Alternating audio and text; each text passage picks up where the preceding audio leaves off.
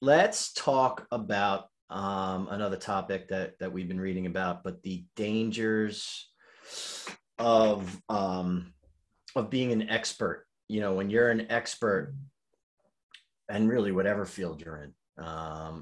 It's funny, when I was thinking about this before we got on together, I was thinking about there was a mini series on HBO a couple years back, Chernobyl.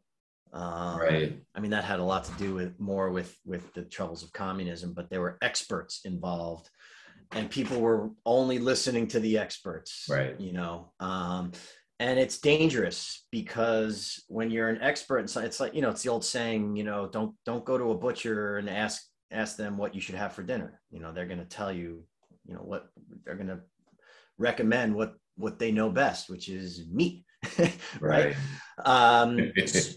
So the book that we're reading, Nail It, Then Scale It. Still, I recommend it. It's right here. Great book.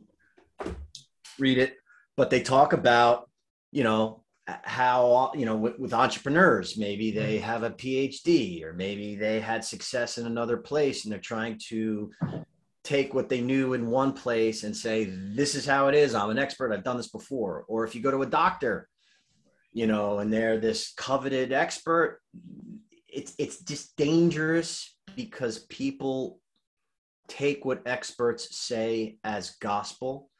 And it's up to, and one of the things they talk about, which I'm getting to, and I'll let you talk about it as well, is what they say to be is, it's okay to be an expert, but think of yourself as an expert novice.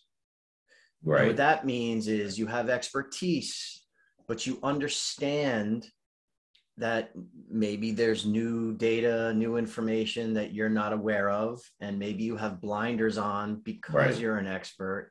And you're just saying, look, I'm an expert based on my expert opinion. This is what I think.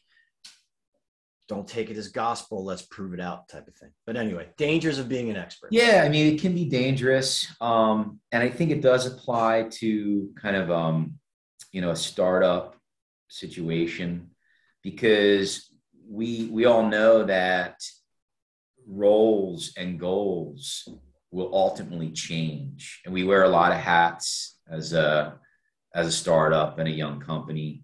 And if you're an expert, say an expert in a specific platform, and you're really good at ABC platform, guess what? In a year or two, it's gonna change beats. Right. And I may disagree a little bit. I want my cardiologist to be a complete expert. But that's but yes, but that's why you get a second opinion. Well, that's true too. Yeah, that's all I'm saying. I'm not saying not to believe an expert, but you know, just don't blindly. Right. You know, an expert will have blinders on no matter what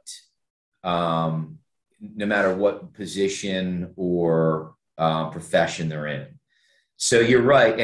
But as far as like entrepreneurship and startups, if you've got those blinders on and you're not acting as an expert novice, then you're not introducing new ways to do things or new technologies. And that will ultimately bite you in the butt. It just will.